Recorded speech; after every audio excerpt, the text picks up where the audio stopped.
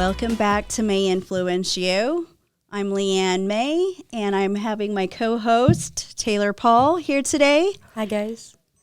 I am been so excited for my special guest. He is on social media. He dances. He's a father. He's a husband, actor, co-creator, co-founder. He's like everything, but he is also a plastic surgeon. His name is Dr. Chitty. Hi. How's it going? Thanks for having me. Yeah, thank you for being here. I'm so excited. Yeah, I'm glad it worked out. I want you to introduce yourself and tell us about like where you come from, who you are growing up. Yeah. So, my name's Jerry Chittister, as they've already introduced me. I actually am from like all over. My dad's from Utah originally, and my mom's from Thailand, so I'm half Thai. And I was born in Chicago because that's where my parents met when he was in dental school. So my dad was a dentist. Cool. Recently retired. And so after he was done with dental school, came back to Utah and started a practice here. So I'm the oldest of 4 kids. So I have 3 younger sisters. Oh, fun. And my dad took a job in Saudi Arabia when I was like 6. So we moved over there. So I grew up mostly in Saudi Arabia overseas. Really? Yeah. Oh, wow, that's so I feel like interesting. a lot of what I do today is because of that experience. We lived on this like hospital compound. It's like kind of weird sounding, but there's like walls around this hospital and then like condos, and we lived in there. And so I went to school there and just played around the hospital. And so I was just always like around that environment. All my friends' dads were doctors, they're from like all over the world. So like early on, I just had exposure to like all these different cultures and religions. And then we moved back to Utah when I was like in 6th or 7th grade. And so I started going to school here. So I grew up here. I met my wife, Mindy, here in Salt Lake when we were at school together at Bingham. And then I went on a 2-year church mission to Thailand. So I went to actually where my mom's from. Oh, wow. And then during that time, I kind of figured out, like, all right, I want to do something in my life that's like meaningful and like can help other people. And so I really kind of solidified, like I wanted to be a plastic surgeon, a doctor. I didn't know I wanted to be a plastic surgeon yet. So then I went to the University of Utah for undergrad. Mindy and I got married, and then I went to med school at the University of Utah, and then we spent 7 years in California. So we did all of our training in Southern California. That's where I did all my plastic surgery residency. Oh. And then I thought I wanted to be a hand surgeon, so I actually did orthopedic hand surgery at USC in LA for a year. And we were looking for jobs, and then my mom, because she's here in Salt Lake, and she's like, yeah, I want you to come back to Utah. She's like, so my Asian mom's like, only one son, very family. She's like, please like look for a job here at least. Mm-hmm. And so I'm like, okay, fine. So I ended up finding a job here that we really liked, and then we came back here. So I've been back in Salt Lake in practice now since 2018. But we started our own practice, kind of left that place I joined originally, and then started our own place in 2020, so in January of 2020. So that's when we opened, called it Jerry Chittister MD at the time. That was my practice. Okay. And so it's been about almost 4 years now that we've been doing this practice. That's exciting. That is exciting. And that's crazy. You have a 2-year. Is it a 2-year wait list?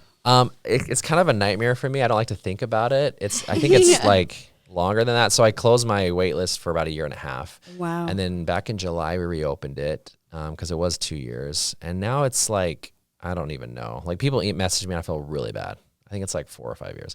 But I have 2 other partners and they're amazing. And so I try to get people to see them, and some people are like, nope, I'm only going to see you. And so people try to plan their lives. Like I'm going to have 2 more kids and I'm going to come see you. Mm-hmm. And so it works out for some people. I do as much as I can surgery. I like this week, 4 days a week operating, Wow. So I'm trying to balance my family life, building a practice, trying to do everything. Yeah. But it's fun. Wow. Yeah, yes. I don't want to go against your questions, but I just curious how do you balance that? Any advice on that? Yeah, honestly, what I found out is like you can't do everything 100%, right? So like you can do one thing 100% at one time, but now you're neglecting everything else. Yeah. So what I found is like trying to prioritize what's most important to me. Is it my family? Is it actually even in my family? Is it my daughter needs me more right now, or is it my son? And then really in that moment, putting 100% into that moment. If I have to go visit my dad for whatever reason, 100% in that moment. Sure. And so I feel like every moment in life is like dedicated 100% to it, but you can't do everything. Yeah. And so it really is just a juggling act. I'm sure you know the same thing. That's life. Yeah. That but I guess I was curious from a plastic surgeon to social media to family to whatever else it is you do. It's like that's impressive.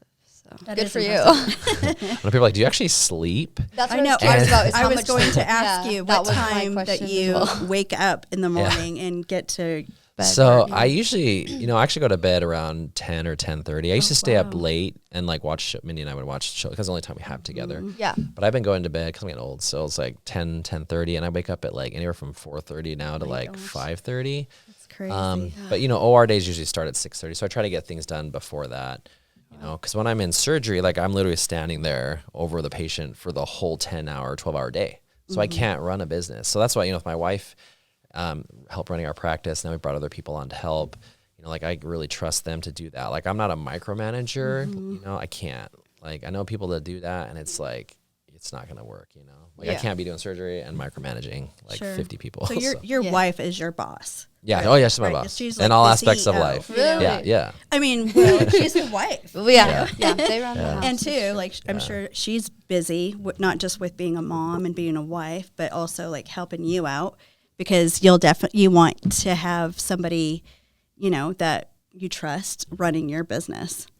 And so it's good. Oh, she runs your business. Well, Yeah. So when we started I didn't know that, but I would assume. She does. I mean, now like I said, she has help, and she's we've kind of disseminated the roles because it's like more and more people. You have to like build a structure. But when we started, we had like 5 or 6 employees, and she was one of them. Because like after I left my other place, it's like my level of trust was very low in other people, unfortunately. And so I was like, hey, I trust you. She knew how to do bookkeeping. She helped her family pharmacy. Her parents owned a pharmacy for years, so she helped them with all the bookkeeping. So I was like, okay, if you can keep the books and the numbers, like I can do the surgery, and I trust you with the numbers and obviously all the financials.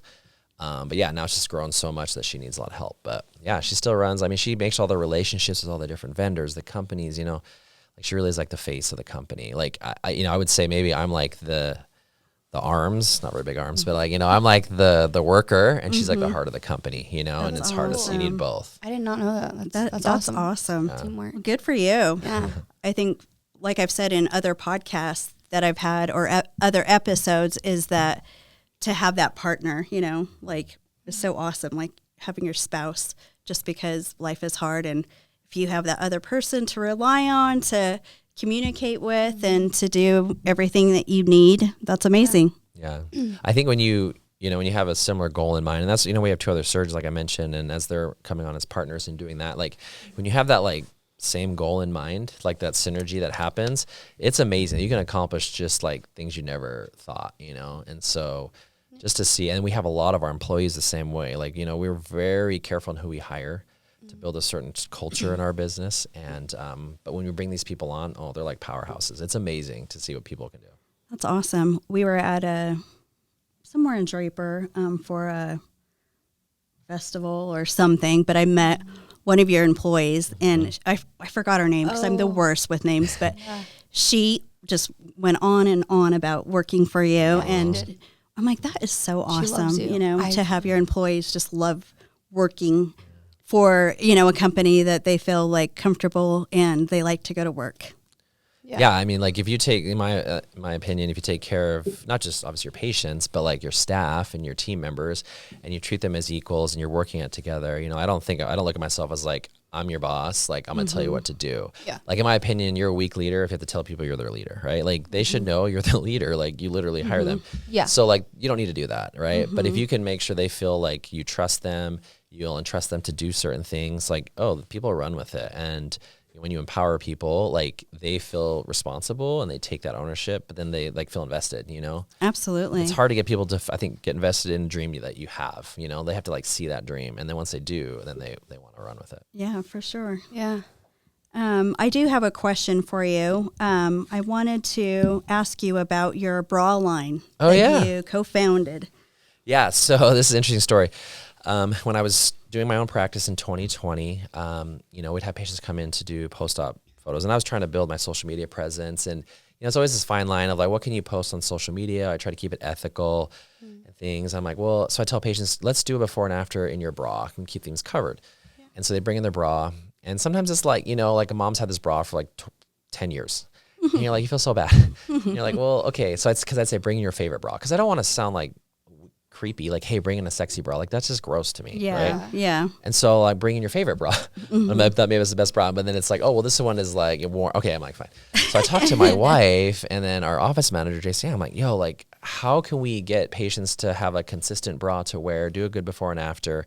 And we started talking about post-op bras, and I tried all these different brands. And my wife's like, well, let's call it a SOMI bra, like social media, like one that they'd be willing to post on social media. I was like, oh my gosh. So we called it SOMI. Brilliant. So I didn't tell anything to anyone. I heard and register the trademark until I like branded it. But yeah, so then, we had connections with our office manager, her husband now, he owns these companies. And so we literally designed the bra.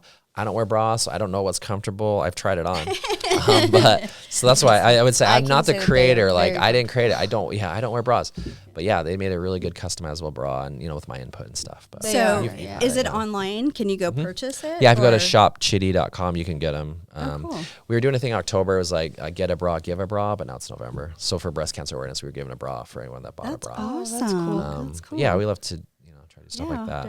I've been a patient, so I can say that they're very comfy, and I wear it still to this day because like they're like post-op bras, and you come in with them, but I wear them all the time as like a sports bra around the house. Yeah, they're super comfortable, adjustable, and sports bras are the best. And they're good coverage, so you can even go to the gym in it if you wanted to. Yeah. But I loved it.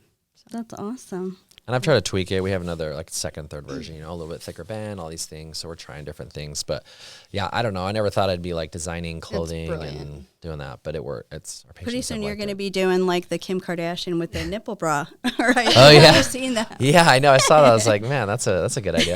But I was always worried, like if you see both like your nipples but I think it's pretty padded. Yeah, right? It's got to be padded. Otherwise, you got 4 nipples. That would be funny. Kind of going along with what you're saying, like ethical. I had a question. Dakota and I were actually talking about it one day randomly, like how you might be uncomfortable answering with like plastic surgery. You're looking at, breasts all day. So are they no longer like a turn on for you, or is it just like just work? Like how do you like separate the two from like wife and like patients? You know what I'm that's a great question. I've had that before.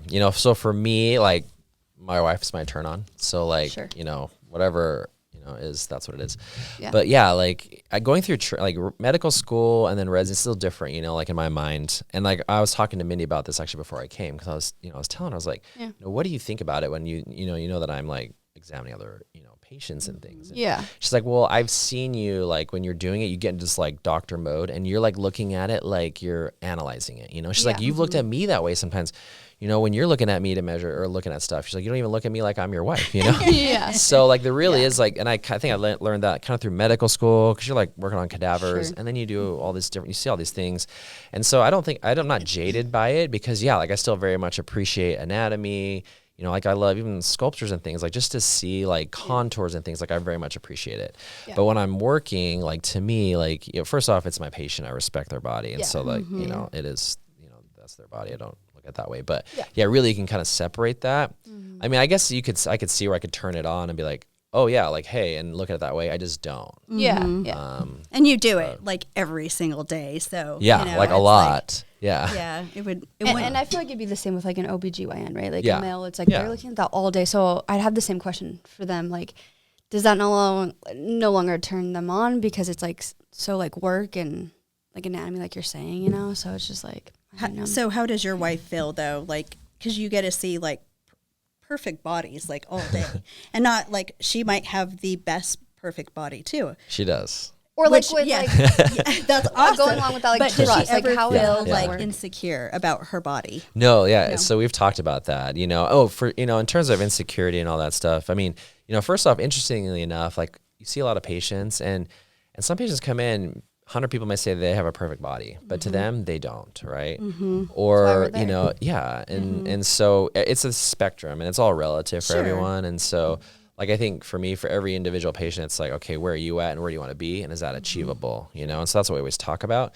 But I think for my wife, like, she's worked with me in the office. She's run the office. She sees how I interact with the patients, my staff, and she trusts me. But yeah, it's like keeping that level of trust is super important, and doing that. So always staying professional. Like I always have a medical assistant with me in the room. Like I'm never just alone with the patient, especially if they're undressed, or unclothed. But even photos and stuff, like try to be very respectful. And but But yeah, I mean, I could definitely see how that could be a problem. It's not, and we're very open. I think as we've gotten older, like our communication's gotten way better. Yeah. And so we talk about things, and sometimes things feel uncomfortable to talk about, but you have to, especially in a relationship, you just have to talk about it. Yeah. So yeah, we talked about these things a lot. That's awesome. No, that's yeah, good that you that's a talk question. about I mean, it. Yeah. I think Everyone any kinda had- woman would be like, oh, just Yeah. because you compare yourself to other women, and even if like you do have the perfect body, you would still be like, well, he's seeing other perfect bodies all day, Yeah, no, Yeah. I get that. Dakota and I were just kind of sitting there one day. I'm like, I wonder how like that works. Like, because I think I would have like, I would be like I would need reassurance a lot. Like, I'd be like, well, I'll have no words today, or like, I don't know. But I guess like she's working with you, she's seen you, and you've probably like built that trust too. So she's not really like worried about it. Especially like on social media, because then I'm posting like patients befores and afters,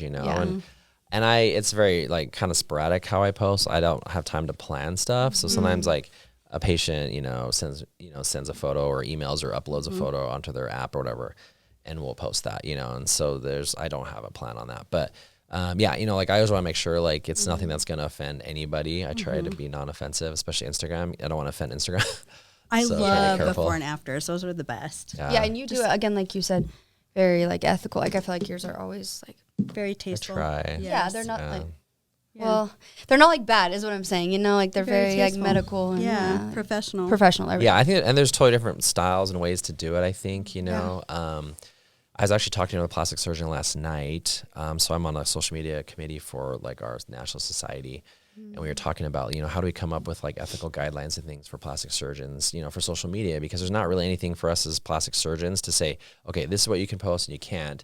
And we're not looking to like make rules for surgeons, but like something we can all agree upon that's like okay to post. Like obviously not photoshopping like images. I don't Photoshop. We don't Photoshop. Yeah. But like like what's appropriate? Like is this sexy image too sexy and it's considered not good? Where's the line? Like Right. there's no this gray area. Yeah. So I'm sure that's been kind of hard to learn.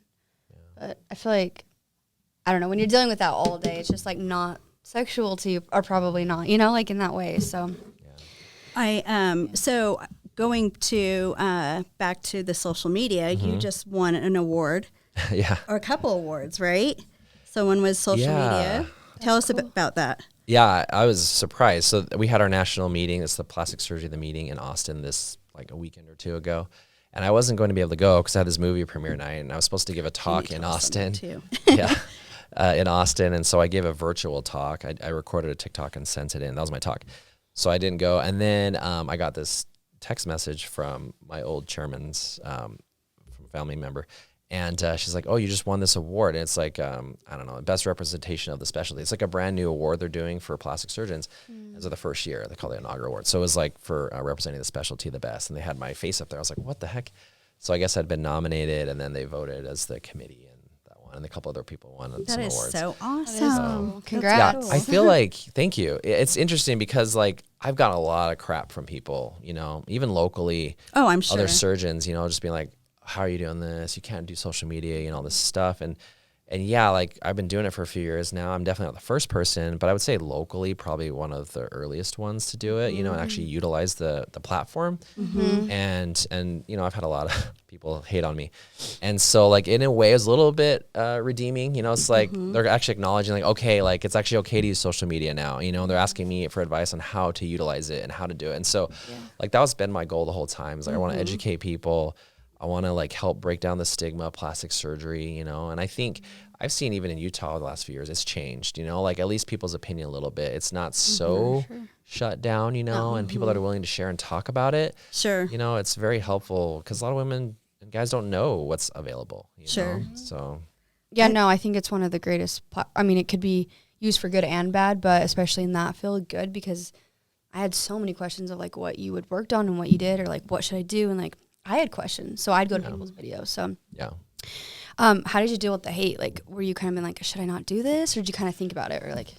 Yeah, I mean, like I pushed through it, obviously, but it's hard. Like I take a lot. I'm very critical of myself, but also like to hear someone else critique you, like it's humbling, right? That hurts your ego, and so it's really like, okay, like so I'd always look at it and say, okay, is this legit? Like what they're saying, and then I talk to other people, and they're like, no, like don't listen to them, don't listen to haters. So yeah, but it's still like, it hurts, and I'm sure you've had that similar thing. I've If never experienced hate, so I wouldn't know. So yeah, like mine's like on a micro scale, and it's like, but it's I didn't know you got any hate, so painful. that's like, Yeah. I never heard any But hate for anybody you. So successful gets hate, and that's how you know it's you're doing just something jealous. right. Yeah, jealousy. Yeah. People tend to. Is what maybe I tell myself that. I don't know. No, I but think there's in your definitely case, for sure, like they're just, I think it's just envy, unfortunately. But like, you did everything right. You just want an award for it, Yeah. I mean, like in my mind, it's like, I'm not here to compete against other surgeons. Like, guess what? There's plenty of patients to go around, and like we should lift each other up. Yeah, like we should support each other. absolutely. Like I don't talk bad about other surgeons. Like I said, even earlier we talked about this before we started. Like I've been approached by TV shows and they wanted me to, say bad things about other surgeons. I'm like, I'm not gonna do that. I'm not gonna put down my own specialty. I'm not gonna put down, certain religions. I think there's just certain lines that I won't cross. Unfortunately, other people do, and it sucks, but it is what it is. No, I love for that sure. for That's you. awesome. Yeah. Tell us a little bit about your building. So you're building a new facility? Yeah, so it's in Draper. It's like off 146th South, between there and Bangor. So right at the point of the mountain. So if you see where all the people are hang gliding and doing all that stuff, so the building's up there. It's above the Pluralsight building. So it's we're building it with a few other partners, Capita and Sorensen and a bunch of other people. So we're not the only ones in it. But yeah, we're going to have a 5 OR surgery center, and then a med spa and clinics. It's about like 40,000 square feet. Wow. It's very like scary. Like every night I'm like, man, what am I doing? But like at the same time, like as we've been doing this for the last 3 years now, just watching it like come and grow and build, like, and my wife's been involved in it so heavily for the last 3 years. Like we're just like everything, our blood, sweat and tears are into this, this project. But like our vision for it has really, I think, evolved. When we first did it, we were like, well, let's do 1 floor, 2 ORs and this. Then it all became like 5 operating rooms, 2 floors. And it's like, man. That's exciting. But yeah, I feel like we can just do something really special that's not anywhere in the U.S., honestly. That's going to be That's so amazing. cool. So will you have like overnight people that stay? Yeah. Okay. So yeah, if you they have don't like to go from to out the of hospital. town or Yeah. you can overnight. Yep. That's Exactly. awesome. It's cool that she's been involved too. Yeah, we see, again, going back to you guys, we always like watch when she's in it. You never know through the screen like how a couple is, but I'm like, they just seem so happy and like a team. Yes. So you guys do really well, which is awesome. it's- Your wife like looks just as amazing as you are. So You guys look She's happy, awesome. and your kids too, your daughter. So is she the only one that likes to do videos? She's the only one I can get to do videos. Okay. Yeah. Well, McKay will be on our lives, our little boy. But my oldest is like, I don't want blackmail. Like all his friends uses blackmail, so I can't post stuff with him right now. He's at that like He's at that teenager. age. Yeah, he Yeah. can. So- But my daughter's still okay with it. How old is he? The oldest? He's 14. Okay. Yeah. And then your daughter. And then she's 12, Okay. and then almost 7, our youngest. Yeah. So Wow. cute. So That's cute. awesome. I know it's great when your kids get older. I love it. I know they're probably like, my dad's so cool. I hope that comes back around. With all his shoes. Yeah. Too That is many. awesome. And your dance skills. So what are you going to be offering at your in your business? The same that you are now, or Yeah, so we have the a spa? full medical spa now Okay. with everything like lasers, facials, chemical Morpheus. pills, Morpheus. We talked about that. Yeah, a bunch of other devices that we have, BBL, Halo, everything, and that's on the med spa side. And then we have obviously injections like Botox, we have nurse injectors that do that, filler, and then we have 3 surgeons. So then we offer pretty much the full spectrum of aesthetic surgery and non-surgery. So that's the goal. do you have anybody in your office that specializes noses? I think Yeah, we Dr. had- Pfeiffer does. Yeah. Oh, he does? Yeah, he does. Okay. He trained at Duke. They did a lot of rhinoplasty there, and then he was in Houston just before he came here. Oh, So really? he did a Wow. aesthetic fellowship. Yeah. That's awesome. So he does it. So a couple doctors and a lot of staff, nurses, and Yeah. spa. they're all amazing too. Your staff That's is awesome. amazing. I love them all. They're great. They make you feel really good. Yes, I know. I've had friends, and they all just compliment your office and you, and so that's amazing for especially for a doctor, because you sometimes get the bad things, that are said, and so to hear so much positive Yeah, feedback is awesome. that you pushed through. That's really cool too. That you didn't like, oh man, maybe I shouldn't do this when people said not to. I like that. Yeah. Yeah, it's. I mean, you've had that feeling, I'm sure, where it's like everything's telling you not to do it, but you're like, I want to do this, and like you just feel it's the right thing to do. At the time, it may not feel like that way. Like when I started my own practice in 2020, I had no idea what I was doing. And I was like, I can't do this, but like I had no other options. And we did it, and then COVID hit. We're like, how am I going to stay? Like I literally opened my business for 2 months. I had no money. Like, how do I stay open? Yes. How do I pay 6 employees? And so luckily we got the PPP loan, all that, and we were able to pay them while we were there. So we did like virtual consults. I would do, I still take emergency hand call and do trauma in the ER. Cool. But like, yeah, we did virtual stuff. So we were still open that whole 6 weeks we had to shut down. So a lot of other offices like furloughed their employees. So then when we opened in May, we were already going, and so we were doing surgery right away. Other people like took like months to get back because their employees left. And so it's kind of like all or nothing though. We had to do it to survive. Yeah. So. No, it's And usually stuff. that's where you find the success is when you've gone through like the worst. Yeah. So that's awesome. Yeah. Look at you now, though. Have a huge building coming. So Yeah. I do have another question. I know it's kind of off like subject, but I was wondering, so have you ever had to tell a patient that enough surgery is enough, because people are always like, oh, I need this done, and, keep going and everything's done. And when do you like cut them off? Or have you had to do that? Yeah, no, I've had to. I think the hardest part as a plastic surgeon is setting expectations, but then also saying no to patients, right? Because I think, like, as you think from a business standpoint, you're like, yeah, I want to make money, but like for me, like I tell my staff this, my partners, I say, look, to me, even though you're a plastic surgeon, you have a business, like you don't do what you do for the money. You do it for the patient. You want the results and then to be happy, and the money will follow. If you do everything based off of like finances and every decision you make is based off money, then you're doing things that's probably not the best thing for the patient, right? And so if a patient comes in and they want more and more surgery, like some surgeons will maybe keep going, right? And, in my opinion, like, and what I tell patients is if I think that what they want done is not in their best interest, meaning it's not going to give them the benefit they want or achieve what they're looking for, like I'm not going to do it,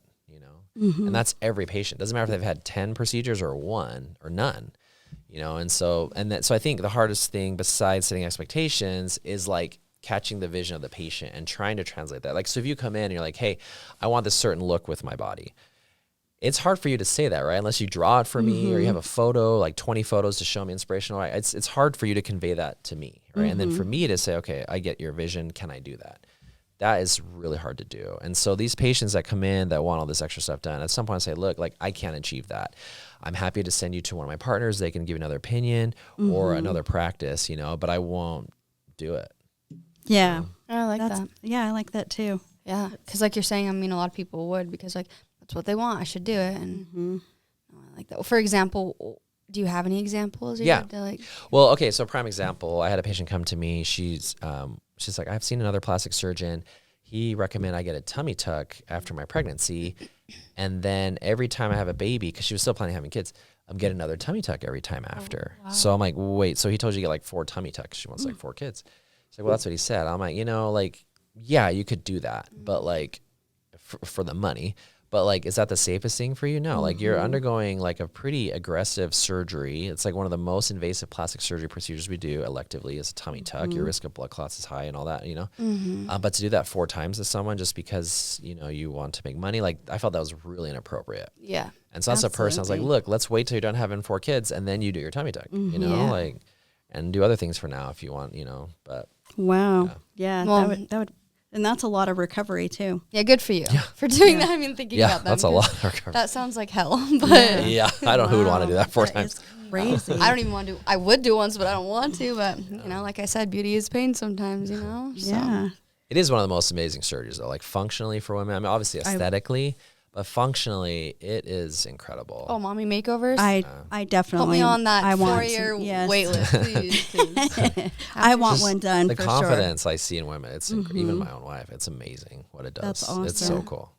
I think every woman, if they've had a baby, should get one. What? Why? Because your body just is never the same. Okay, I don't agree with that. Well, maybe you, but majority of people I aren't. want one, but so. Some people genetically, I'm blown away that they don't need. I'm like, wow, Yeah. Like you I've wait seen till moms. this baby. Taylor. It's always the last one. It's the third. Yeah. Okay, no, I want one. I will be getting one. I'm not saying that, but I'm saying there are people out there that I've seen have like a lot of kids, and I'm like, you look amazing. Yeah. Well, I'm not. There's tons of people that look amazing, but so they don't need one if they don't need one. I think they need one. You take that one, Mom. I don't claim that. That is so funny. Oh, I think that, it's, I wanted to get you on here. I do have another question. Sorry. What is your movie that you're just in? Tell us a little bit about that. Yeah. This is like one of the coolest. It's like a dream I've always had. Like even when I was younger, I had a little, camcorder. I could picture you. I loved it. And my doing friends, and like even when I was little, I'd like G.I. Joes and like make stop motion, and then we'd make music videos when I was in high school. And then we'd make all these weird videos when I was in college. And so like I've always loved that. I love that creativity. And that's why TikTok for me is amazing because you're doing it like on the fly. Yeah. But I've always wanted to be like in a movie. And my sister actually that you've met, Michelle, she's actually an actor. She's in a lot of stuff. But I was like, I would love to be in a movie. And so it was just kind of random. Like some people I knew had asked last minute. This is back right before COVID. It's like in February of 2020. They called me on a Sunday and said, hey, like we had this restaurant location fall through last minute. Like we need to film a restaurant scene for our movie. Like, we know your mom has a Thai restaurant. Can we film there? And they're closed on Sunday. And I called my mom. She's like, oh, yeah, sure. I'm like, let's go hang out. So I went and hung out with them. They had all their stuff, and they're filming this movie. And I knew a couple of the people, like one of the kids I knew. So I just hung out with them. Then we did TikTok at the end. I'm like, hey, can we do a TikTok? And so I met the producer and director, and he's like, man. And so we stayed in touch. And then he approached me later. He's like, hey, like, I have this horror film. He's like, I've never done horror, but like, I have this really, really good script. And he's like, I've written a role for you specifically in it. He's like, wow. And he's like, I'd love for you to be in it. And I was like, heck yeah. So You're like, I'm quitting the medical field and I'm going to. Fun. We went and filmed out in Tooele at the asylum out there. It's like the haunted house. That would be the funnest thing ever. So fun. This was like a couple years ago. And then, the movie got, so they just had the red carpet premiere a couple weeks ago. And I went, and that was just the coolest experience. And like to sit there, we were like almost front row. I'm like, I'm gonna be with them. Oh, that's like, so awesome. Though, is it? It'll be streaming soon, actually. Yeah. We had like they had a release at Megaplex, but it did get picked up by a distribution company, so they're gonna be streaming it. So I will get the link. Definitely. But I'm in like the opening scene, and like it's so cool, like to see it. Like, they did such a good job. And like it's a horror film, right? But it's like not like what you think. Like the meaning behind this is called Algia, God of Pain. It is so deep, and the more I watched it, I was like, man, like this is an incredible script. Like it addresses a lot of mental health. Oh, really? Issues. It's amazing. Oh, cool. Oh, I'm excited. So it's actually more about that. So I wouldn't even call it horror. It is in that genre because it has like some creepy stuff. But like I'm like a demon surgeon. That is so cool. She loves horror. That's her favorite. It's her fun. favorite. If I were to even act in one, that would be like I think one of the funnest roles to play is like scared or some crazy person. Okay, I gotta tell you this on the movie. Yes. So he told me we went to lunch, me and the director / producer. And he's like, okay, in this role, he's like, what it is people that have done bad things in this life. This Algia, God of Pain, essentially torments these people in their minds. By like essentially like torturing them for the things they did wrong. So he's like, there's a scene where there's this guy, he like did something horrible to this girl. And so you're gonna come as a doctor, you're gonna have a saw and you're gonna cut off his private parts. And I'm like, what? I'm like, I'm sorry, I'm not doing that, dude. I'm like, this is my reputation on the line. I can't be like castrating dudes.